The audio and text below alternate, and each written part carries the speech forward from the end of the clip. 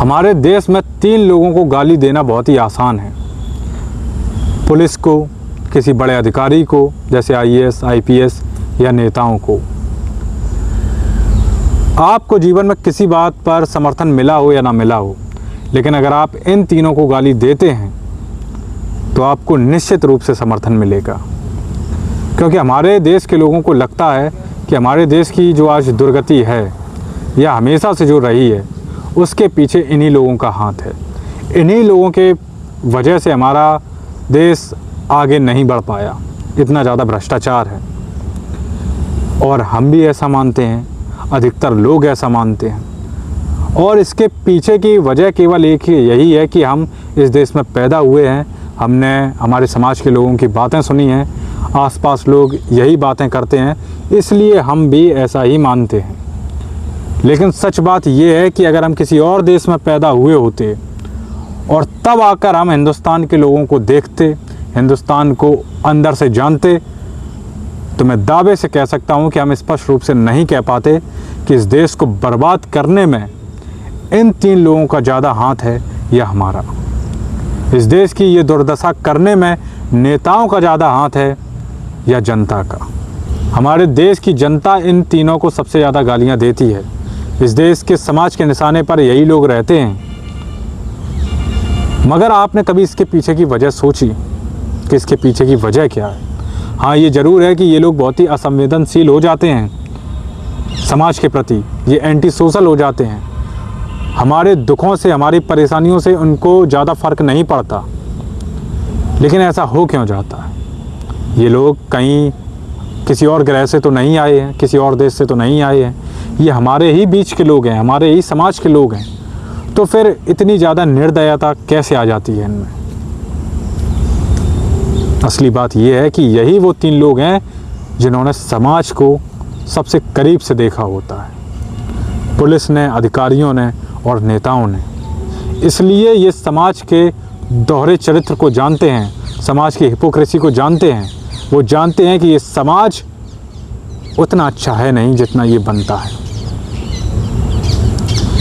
ये समाज उतना भी शरीफ है नहीं जितना ये बनता है। असल में हम बहुत ही टॉक्सिक सोसाइटी में रहते हैं, टॉक्सिक लोगों के बीच रहते हैं, ऐसे लोगों के बीच जिनके मन में जलन हमेशा रहती है, जो किसी को तरक्की करते देखना पसंद नहीं करते, जो हमेशा दूसरों की टांगें खींचते रहते हैं। आज समाज अपनी वैल्यू खो चुका है, आज समाज अपने कर्तव्यों को भूल चुका है। अगर आप सोचें कि अधिकारियों के अंदर ये आईपीएस, आईएएस जो होते हैं, इनके अंदर इतनी संवेदनशीलता कम क्यों होती है, तो आप खुद सोचें कि जब ये आईएएस, आईपीएस की तैयारी कर रहे थे, यूपीएससी की तैयारी कर रहे थे, तब उनकी हालत आप सोचिए, तब उनकी ज़िंदगी के बारे में आप सोचिए। जब एक लड़का यूपीएससी का एग्ज़ाम देता है, यूपीएससी की तैयारी करता है, तो सभी रिश्तेदारों की, सभी पड़ोसियों की, हर आदमी की नज़र उस पर होती है, मगर उससे कोई मतलब नहीं रखता।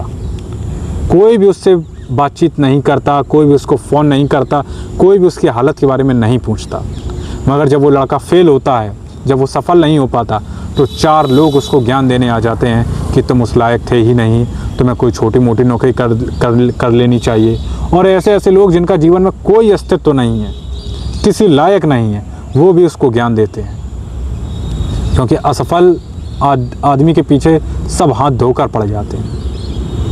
मगर आप वहीं सोचिए कि अगर वो लड़का पास हो जाए, एग्ज़ाम क्वालिफाई कर ले, वो आईएएस, आईपीएस बन जाए, तो यही लोग मालाएं लेकर आते हैं, यही लोग उसके साथ फ़ोटो खिंचवाते हैं, उसका सम्मान करते हैं, उसके बारे में अच्छा बोलते हैं। तो जिस लड़के ने, जिस आदमी ने ये चीज़ें देखी हों, आप सोच सकते हैं कि वो समाज के प्रति उसके मन में संवेदनशीलता होगी। वो जानता है समाज की सच्चाई को कि समाज कितना अच्छा है। अगर हम पुलिस को गाली देते हैं तो आप खुद सोचिए कि हम कितने अच्छे हैं।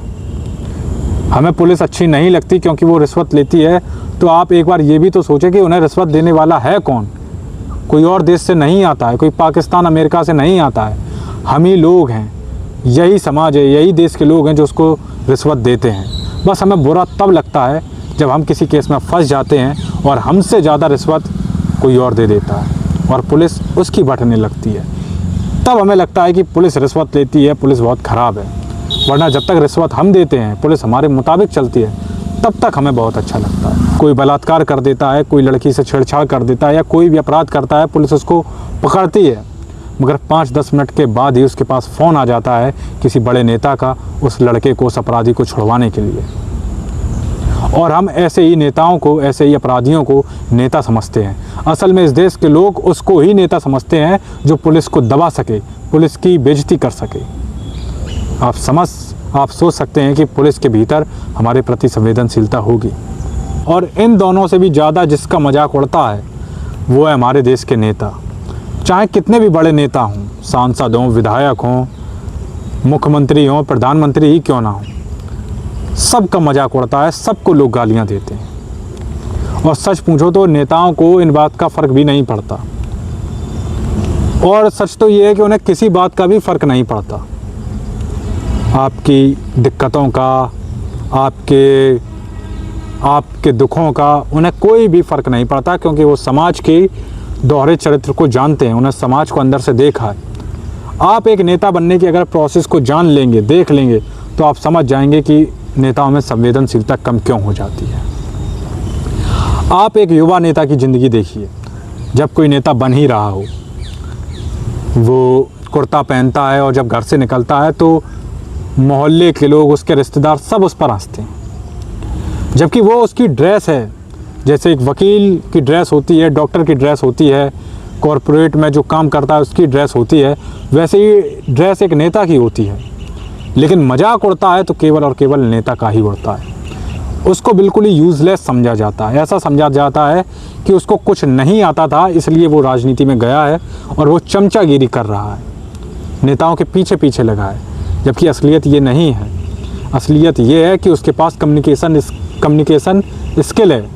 असलियत ये है कि उसके पास नेटवर्क बनाने की क्षमता है।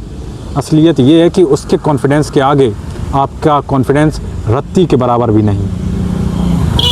सच तो ये है कि जितने लोग ये पढ़ लिख रहे हैं या जो भी मजाक उड़ाते हैं, जब इनकी नौकरी नहीं लगती तो इनके बाप उसी युवा नेता के पास जाकर किसी बड़े नेता से कांटेक्ट करने के लिए कहते हैं और नौकरी लगवाने के लिए कहते हैं अपने बच्चों की। या जब भी ये फंस जाते हैं किसी भी काम में तो इन्हीं युवा नेताओं को याद करते हैं। मगर इनका मजाक उड़ाया जाता है बहुत, क्योंकि राजनीति को अपने देश में गंदा समझा जाता है। ऐसा समझा जाता है कि जो कुछ नहीं कर पाता वो राजनीति में जाता है। और इन बातों को वो नेता जानता है, वो युवा नेता जानता है। वो इस बात को भी अच्छी तरीके से जानता है कि मजाक केवल उसका उड़ रहा है। आज उसके पास कोई पद नहीं है, कोई प्रतिष्ठा नहीं है, इसलिए उसका मजाक उड़ रहा है। लेकिन वो ये जानता है कि जो विधायक है, जो सांसद है, उसके पास बहुत पावर है, उसका सम्मान है। वो जहाँ से निकल जाए तो ये जितने भी समाज के लोग राजनीति को बुरा कहते हैं, ये उसके चरणों में जो धूल गई है उसको अपने माथे पर रगड़ लें। वो जानता है उसकी पावर को, वो जानता है उसके सम्मान को, इसलिए वो लगा रहता है। और जब यही युवा नेता के पास कोई बड़ा पद आ जाता है, बड़ा नेता बन जाता है, तो यही समाज के लोग उसके लिए मालाएं लेकर आते हैं, उसके लिए उपहार लेकर आते हैं, उसका सम्मान करते हैं, उसके साथ एक फ़ोटो खिंचाने के लिए तरसते हैं। लेकिन सच पूछो, अंदर की बात तो ये है कि उस नेता को इस बात से भी फ़र्क नहीं पड़ता। वो केवल दिखावे के लिए ऐसा करता है। अंदर से वो जानता है कि ये लोग कितने भले हैं, कितने अच्छे हैं। वो ये भी जानता है कि जितनी भी वैल्यू है, जितना भी सम्मान है, वो केवल उसके पद का है। अगर पद ये छिन जाए, उसकी कुर्सी चली जाए, तो ये लोग फिर से मजाक उड़ाना शुरू कर देंगे, फिर से उसको कुछ भी नहीं समझेंगे। इसलिए नेता केवल दिखावे के लिए समाज को लेकर चलता है, अंदर से वो समाज की असलियत को जानता है। सच बात ये है कि ना ही पुलिस खराब है, ना ही इस देश के अफसर खराब हैं, और ना ही इस देश के नेता खराब हैं। आप खुद सोचिए, क्या केवल हम ही लोग अच्छे हैं और सब बेकार हैं? क्या कोई भी नेता कभी भी देश के लिए आगे नहीं आया होगा? किसी भी ने ये नहीं सोचा होगा कि हमें देश के लिए कुछ करना है, इसलिए नेता बनना है। इतनी आबादी है इस देश की, इस देश का इतना पुराना इतिहास है, क्या कोई भी नेता कभी ठीक रहा ही नहीं? हम तो हर नेता को ही गाली देते हैं। क्या कभी कोई नेता ठीक नहीं रहा होगा? ऐसा नहीं है। नेता ठीक होता है, उसको गलत हम बनाते हैं। आप सोचिए कि आपको ये बात पता होनी चाहिए कि इस देश में सबसे सिंपल लाइफ, सबसे सिंपल दिनचर्या एक नेता की ही होती है। सबसे साधारण खाना, सबसे साधारण कपड़े एक नेता ही पहनता है। आप देखिए, सबसे साधारण जिसकी हेयर स्टाइल होगी इस देश में, वो नेता की ही होगी। वो बाल तक नहीं बढ़ाता है, वो अपने पसंद की दाढ़ी भी नहीं रखता है। सबसे साधारण जो रहता है वो नेता ही रहता है। मगर फिर भी वो ज़्यादा से ज़्यादा पैसे कमाता है, ज़्यादा से ज़्यादा भ्रष्टाचार करता है। क्यों? क्योंकि उसको भौकाल बनाना है, उसको प्रचार करना है। और ऐसा वो अपने लिए नहीं करता, इस देश के लोगों के लिए करता है, क्योंकि इस देश के लोग उसको ही बड़ा नेता मानते हैं जो भौकाल दिखा पाए, जो पैसा ज़्यादा से ज़्यादा खर्च करे। इसलिए अगर हम वाकई में चाहते हैं कि हमारा देश आगे बढ़े, देश सुधरे, भ्रष्टाचार कम से कम हो, तो हमें खुद में भी सुधार करना होगा। हम केवल विक्टिम कार्ड नहीं खेल सकते हैं कि हम केवल अपने मन का करें, कोई जिम्मेदारी ना लें, कोई भी कर्तव्य का पालन ना करें, केवल अपने अधिकारों के बारे में सोचें, और जब कुछ बिगड़े, कोई भी ठीक चीज़ें ना चलें तो इन लोगों को गाली दे दें। अगर ऐसा ही होता रहा तो ये देश कभी भी नहीं सुधरने वाला, कभी भी आगे नहीं बढ़ने वाला। हमें खुद भी सुधरना चाहिए। हमें हमेशा ही दूसरों की टांग नहीं खींचनी चाहिए, हमेशा दूसरों के खिलाफ़ नहीं होना चाहिए। अगर कोई स्ट्रगल कर रहा है तो हमें उसका साथ देना चाहिए, और अगर आप साथ नहीं दे सकते तो कम से कम उसकी टांग नहीं खींचनी चाहिए। अपने अंदर जलन नहीं पैदा करनी चाहिए किसी के भी खिलाफ़, क्योंकि आज आपको जो साधारण लग रहा है, आज जो जनता को, जो समाज को साधारण लग रहा है, कल को वो कुछ भी हो सकता है। फिर आप अगर उससे उम्मीद करें कि उसके मन में आपके प्रति संवेदनशीलता होगी, वो आपके हित में सोचेगा, तो ये गलत बात है। इसीलिए इस देश के जितने भी नेता हैं, जो भी पुलिस में हैं, जो भी अधिकारी हैं, वो नार्सिसिस्ट हो जाते हैं, आत्ममुग्ध हो जाते हैं, क्योंकि वो जनता की सच्चाई को जानते हैं कि ये भी भले लोग नहीं हैं। बड़े से बड़ा क्राइम होता है तो जनता ही तो फ़ोन करती है किसी नेता को। आप खुद देखिए, नेता कितने क्राइम करता है, जनता क्राइम करती है, फिर नेता के पास जाती है। नेता सहायता कर देता है तो नेता गलत हो जाता है। पुलिस रिश्वत देकर छोड़ देती है तो वो गलत हो जाती है, मगर हम एक बार नहीं सोचते कि रिश्वत देने वाला हमारे ही बीच का कोई आदमी है। इसलिए हमें अपने आप में सुधार करना होगा, तभी इस देश का कुछ हो सकता है। केवल विक्टिम कार्ड खेलने से, केवल अपने कर्तव्यों को भूलने से, अब केवल अपने अधिकारों के जानने से ये देश कभी आगे नहीं बढ़ सकता। बस, जय श्री राम।